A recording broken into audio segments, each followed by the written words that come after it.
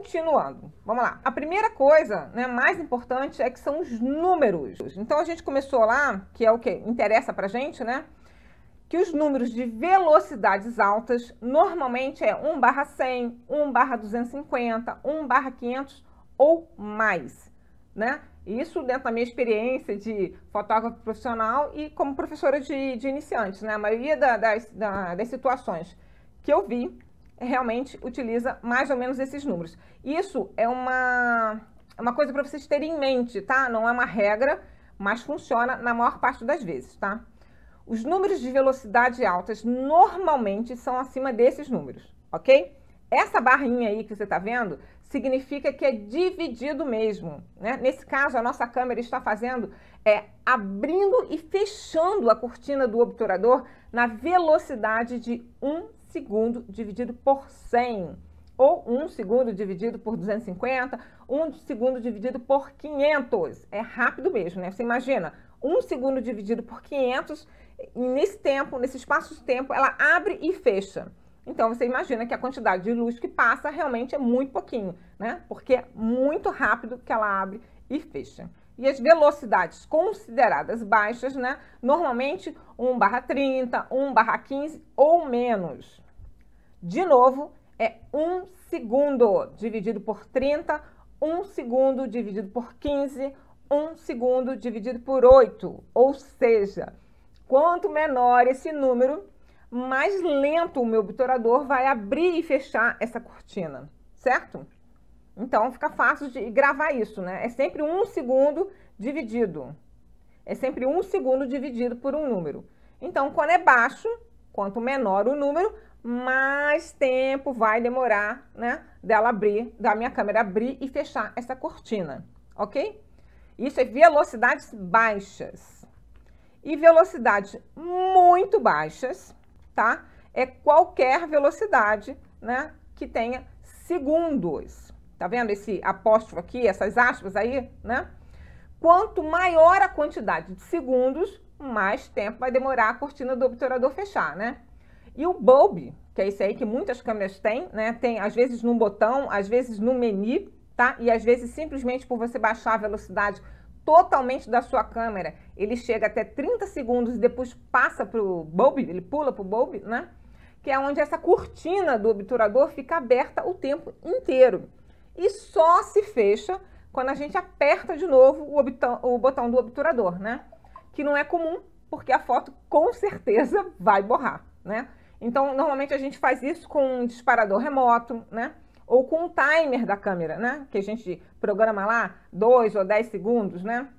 Que aí você consegue para não borrar. Quando a gente usa segundos, né? Quando você virar lá a velocidade da sua câmera e olhar os segundos, tiver essa aspas no número, você não pode nem respirar perto da sua câmera, tá? Muito menos apertar o botão do obturador, porque com certeza realmente vai borrar, tá? Agora, são velocidades muito raras de serem usadas, tá? Geralmente são para algumas técnicas específicas de fotografia, né? Astrofotografia, coisas do gênero.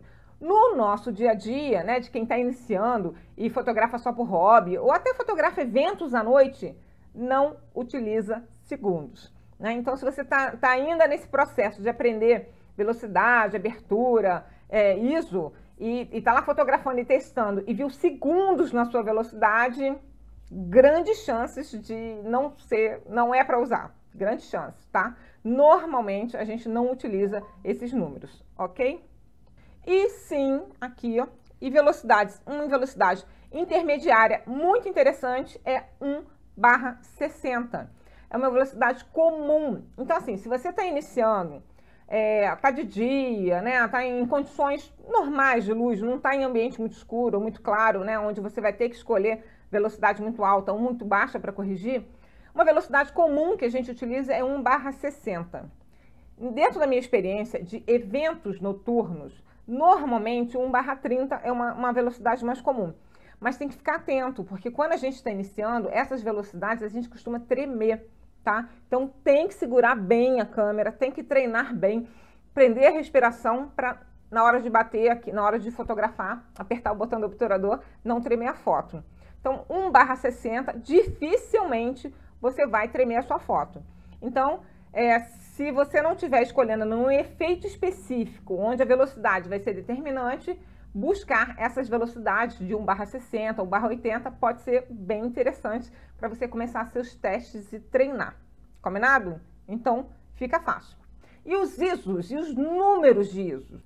Eu coloquei assim, ó, ISOs altos acima de 800 em câmeras antigas ou compactas, tá bom? Porque isso varia muito de equipamento para equipamento.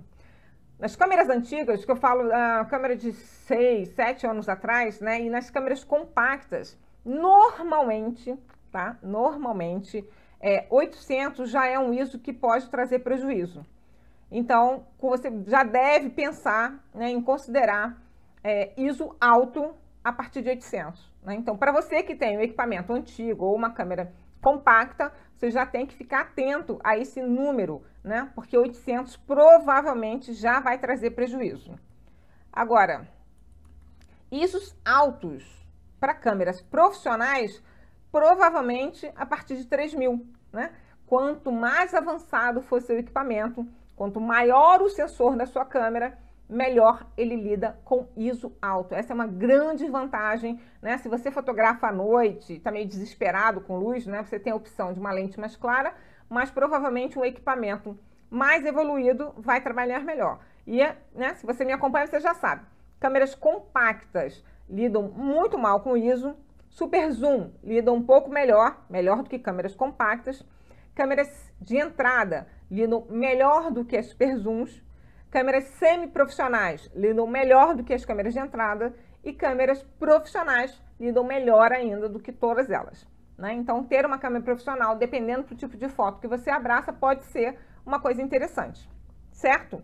E aí, normalmente, se você tem uma câmera semi-profissional ou profissional, você já pode pensar em mais ou menos 3.000, a partir de 3.000 ser considerado um ISO alto. ISOs baixos, abaixo de 400.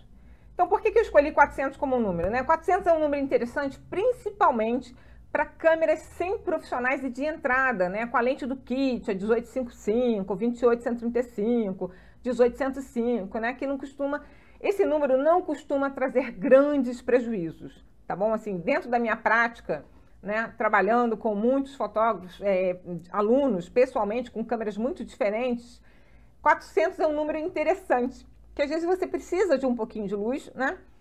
Todo e qualquer ISO traz prejuízo. Ele diminui a nitidez. Então, se você está com dificuldade de nitidez, você tenta sempre trabalhar com o ISO mais baixo possível.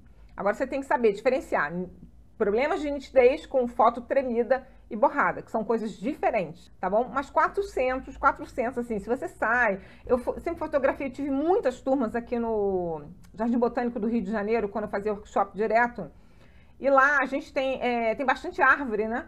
Então, nos lugares onde tinham sombra, ficava tranquilo fotografar com ISO 400 na maioria das câmeras, tanto super zoom como as câmeras de entrada e semi-profissionais. Então, eu considero esse um número interessante. Qualquer número abaixo disso é considerado ISO baixo. Ah, quando é que eu vou usar ISO baixo? Sempre que eu puder.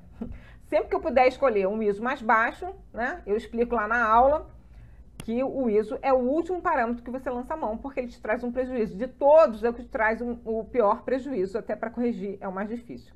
Né? Apesar que foto tremida também não tem correção. Mas 400 é um número bem interessante. Ah, a Cauana está falando, então ISO alto nem pensar. Cauana, nem pensar. E isso é uma coisa muito legal, porque quando você fotografa no modo automático, tudo na sua câmera é automático. Então, você não pode escolher absolutamente nada, né? É aquela história que eu falo, se a foto saiu boa, foi sorte, saiu ruim, a culpa é da câmera.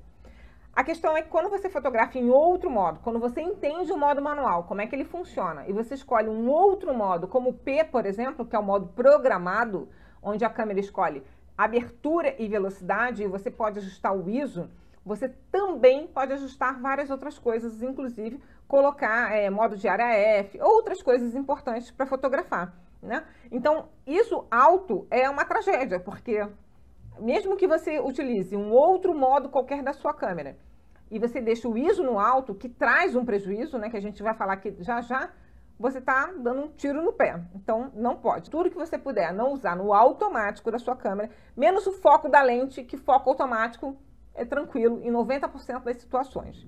Então, acho que tirando o foco da lente automática, o resto tudo que você puder ajustar, você sempre vai ter maiores chances de ter resultados incríveis, ok?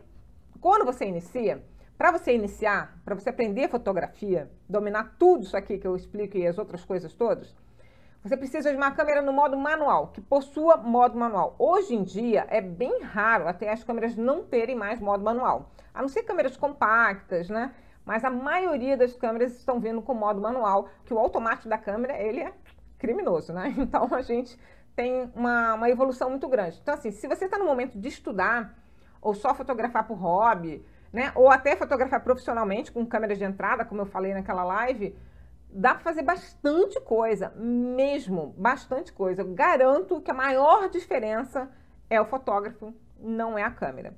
Em algum momento da sua jornada fotográfica, você vai começar a perceber a necessidade de mudar de equipamento, tanto de câmera como de lente. Isso é muito visível, cara, entre meus alunos. Eu fico impressionada, porque quando a pessoa começa a ficar insatisfeita com o que ela está fazendo, é porque normalmente o olhar dela já evoluiu um pouco mais e ela precisa passar para outro equipamento. Mas no início, dificilmente você vai perceber grandes diferenças. Sabe? Não tem essa mesmo. Você dominar isso aqui, quando você domina o modo manual, domina todos os conceitos que você precisa fotografar para fazer uma foto boa, aí sim você começa a perceber as dificuldades do equipamento. Antes disso, é só mais um equipamento, ok?